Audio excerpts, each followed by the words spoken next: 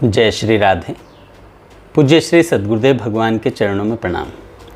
आइए आज हम भगवत प्राप्ति की कुछ बातें सुनते हैं। एक संत भगवान कहते हैं, यह मनुष्य जन्म सिर्फ भगवान की प्राप्ति के लिए मिला है, क्योंकि केवल इस शरीर से हम भगवान की प्राप्ति कर सकते हैं। सभी जीवों का अभीष्ट है परम शांति, परम विश्राम एवं परमानंद की प्राप्ति, और यह तभी संभव है जब भगवत प्राप्ति हो जाए। मनोरंजन में समय नष्ट मत करो, अभी बहुत बड़ी मंजिल भगवान की प्राप्ति तय करना है। साधक के अंदर इस बात की भूख पैदा होनी चाहिए कि मुझे प्रभु से मिलना है, मुझे संसार से मुक्त होना है, मुझे निर्विषय होना है। ये साधक के लक्ष्य बनाना चाहिए, ये साधक को लक्ष्य बनाना चाहिए। बिना लक्ष्य के बात नहीं बनेगी। सावधान रहिए, ये जीवन केवल परम वस्तु भगवान की प्राप्ति के लिए मिला है, व्यवहार की सिद्धि के लिए नहीं। यदि आप गृहस्थ धर्म में भी हो तो पारिवारिक जनों की सेवा कर दो, लेकिन उनसे राग नहीं करो। जितना बने उनके अनुकूल उनकी सेवा कर दो, उनकी आवश्यकताओं की पूर्ति कर दो, लेकिन निरपेक्ष रहकर, और एकमात्र लक्ष्य भगवान की प्राप्ति का रखो। एक व्रत जीवन में हर साधक को ले लेना चाहिए। हम प्रभु को भूलेंगे नहीं, शास्त्र विरुद्ध विषय भोगों को भोगेंगे नहीं।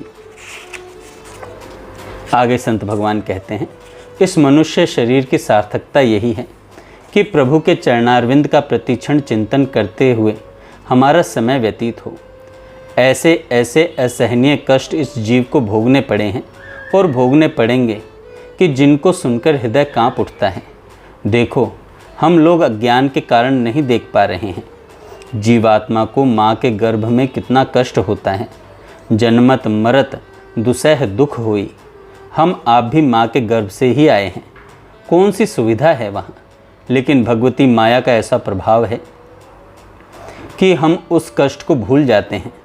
अगर अभी एक क्षण के लिए हमारे हृदय में उस कष्ट की स्मृति आ जाए तो त्राहि माम बोलकर हम अभी भगवत शरणागत हो जाएं। पर माया के प्रभाव के कारण हमें यह बात दूसरों पर दिखाई देती है और स्वयं को भूल जाते हैं।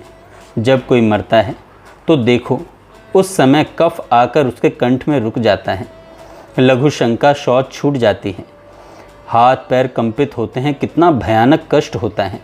अरे, इसी कष्ट से मुक्त होने के लिए ही तो मनुष्य शरीर मिला है। साधक को जीते जी ऐसी स्थिति बना लेनी चाहिए कि शरीर में भयानक से भयानक पीड़ा होने पर भी मन प्रभु के चिंतन से न हटे। जब ऐसी स्थिति आ जाए तो आनंद ही आनंद है, फिर बेपरवाह हो जाओ। जीवन का अलभ्य लाभ मिल गया। अगर संपूर्ण मनोयोग से हम प्रभु की आराधना करें तो बहुत कम समय में हम निर्भय पद पर आरूढ़ हो सकते हैं। परंतु हम प्रमाद के कारण निर्भय पद की प्राप्ति को आगे के लिए टालते रहते हैं।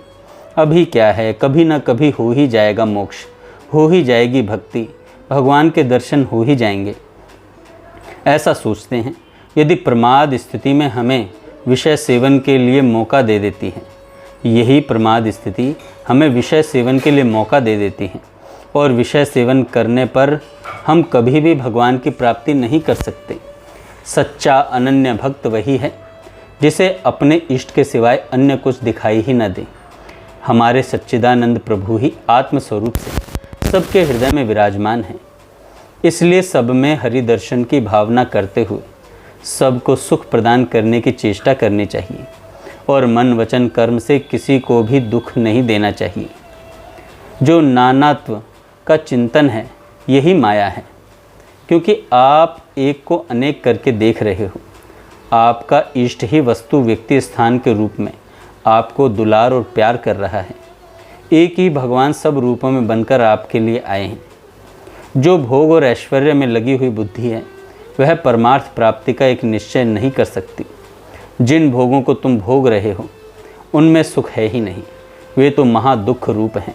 संसार सुखमय है, आनंदमय है, हमें ऐसा दिखाई दे रहा है, पर सच मानिए ये संसार महादुखमय एवं महान कष्टदायक है। जो संसार को दुखमय देखने लग गया है वह बड़ा भाग्यशाली है, किंतु माया ने ऐसा भ्रम पैदा कर दिया है कि हम लोग दुखालय को सुखालय समझे हुए हैं। सच्चिदानंद सुख के मार्ग में चलने वाला साधक यदि सांसारिक भोगों को सत्य मानकर उनकी अप्राप्ति होने पर दुखी होवे कि मेरे पास अमुक भोग नहीं है, तो इससे बड़ा अज्ञान और क्या हो सकता है। जो ये कहते हैं कि बिना भोगों के जीवन निरर्थक है, ये कितने अज्ञान की बात है। अरे जिन भोगों के लिए अज्ञानी पुरुष लालायित होते हैं, इस मार्ग के पथिकों ने उन भोगों को विष्ठा की तरह वमन के समान त्याग दिया। जो विषया संतन तजी मूढ़ ताहि लपटात, जो नर डारत वमन करी स्वान स्वाद सो खात। कहीं अल्प सुख में आप विश्राम न मान लें, कहीं अल्प सुख में आप राजी न हो जाएं, क्योंकि जो अल्प सुख का भोगी है वह निरतिशय सुख का अधिकार खो देता है। यह विषय सेवन प्रारंभ में तो अमृत जैसा लगता है, पर परिणाम में यह विषवत है, और यह परमार्थ का मार्ग प्रारंभ में विष जैसा लगता है, लेकिन परिणाम में अमृत का स्वरूप है। परम सात्विक सुख है। जो प्रारंभ में सुख की लालसा से विषय सेवन करता है, तो निश्चित समझ लो उसको परिणाम में महाविष महादुख प्राप्त होगा। यद्यपि परमार्थ मार्ग में चलने में प्रारंभ में दुख जैसा लगता है, जलन होती है, बहुत दुर्लभ लगता है इस मार्ग पर चलना, पर इसका परिणाम निश्चित महामोद में अमृत स्वरूप प्राप्त होता है। जो हम लोग संसार की तरफ आकर्षित होने में हर्षित होते हैं और भगवान के रास्ते में चलने में भैसा लगता है, उसका पहला कारण है विषय प्रियता, दूसरा कारण है ब्रह्मचर्य की कमी। जिनको यह लग रहा है कि भगवान की प्राप्ति कठिन है, वह उन्हें विषय आसक्ति के कारण ऐसा लग रहा है। अन्यथा भगवान की प्राप्ति करना सबसे सरल है, क्योंकि प्रभु हमारे अपने हैं, वे हमारे आधार हैं, हमारे जीवन हैं, हमारे अंशी हैं। लेकिन मैं मेरा और तू तेरा के भेद से इस माया में भ्रमित होकर हम भगवान को भूल गए हैं। अगर हम अहमता ममता को छोड़ दें तो बहुत जल्दी प्रभु की प्राप्ति हो जाएगी, क्योंकि प्रभु तो हमसे मिलने के लिए लालायित हैं। प्रभु तो हमसे मिलने के लिए लालायित हैं। अगर श्री प्रिया प्रियतम के प्रेम की प्राप्ति के लिए किसी भी कर्तव्य, संबंध या लोक वेद की मर्यादा आदि को त्यागना पड़े तो उसमें कोई अपराध नहीं है। और यदि कोई समस्त धर्म कर्मों का समीचीन ढंग से पालन करे, लेकिन प्रभु के नाम रूप लीला धाम में उसका प्रेम नहीं है, तो वह अपराधी है। जैसे वृक्ष के मूल में जल सींचने से वृक्ष में जल पहुंच जाता है, ऐसे ही सबके मूल हैं भगवान श्री कृष्ण, अर्थात अनंत ब्रह्मांडों में जो भी वैभव यानी धाम धामी हैं, उन सबके मूल प्रभु श्री कृष्ण हैं। स्वयं गीता जी में कह रहे हैं भगवान,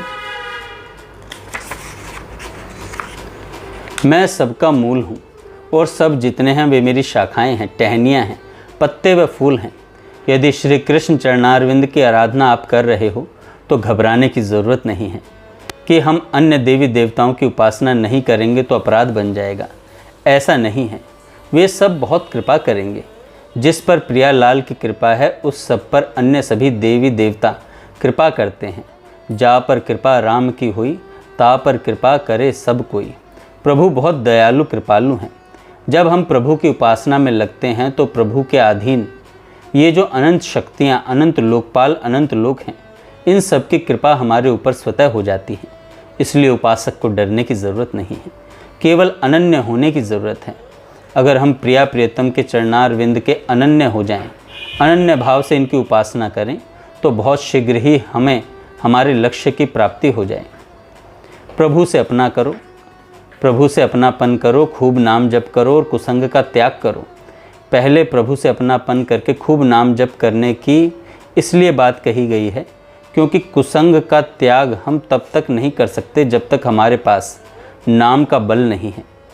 हम जान रहे हैं कि ये चीज़ें नहीं खानी चाहिए, ये कार्य नहीं करने चाहिए, लेकिन भजन नहीं है, तो आप वही चीज़ खाएंगे और वही गंदा कार्य करेंगे। दूसरों को उपदेश करेंगे लेकिन स्वयं असत आचरणों को नहीं छोड़ पाएंगे, क्योंकि आपके पास उनको त्यागने का बल नहीं है। बल आता है नाम जप से, भजन करने से।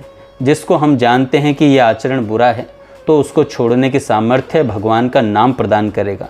जैसे साधक बोल देते हैं कि ये आदत हमसे नहीं छोड़ी जाती, इसलिए आप नहीं छोड़ पाते क्योंकि आपके पास नाम का बल, भजन का बल नहीं है।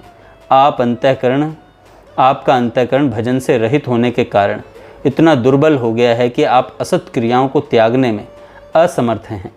एकमात्र भजन से ही यह सामर्थ्य आएगी। साधक को सिर्फ अपने मन से युद्ध करना है, यही हमें बार बार परास्त करता है। इसी पर तो विजय प्राप्त करनी है। बाहर साधक का कोई शत्रु नहीं है और न ही उसे कोई फंसाए हुए है। जय श्री राधे।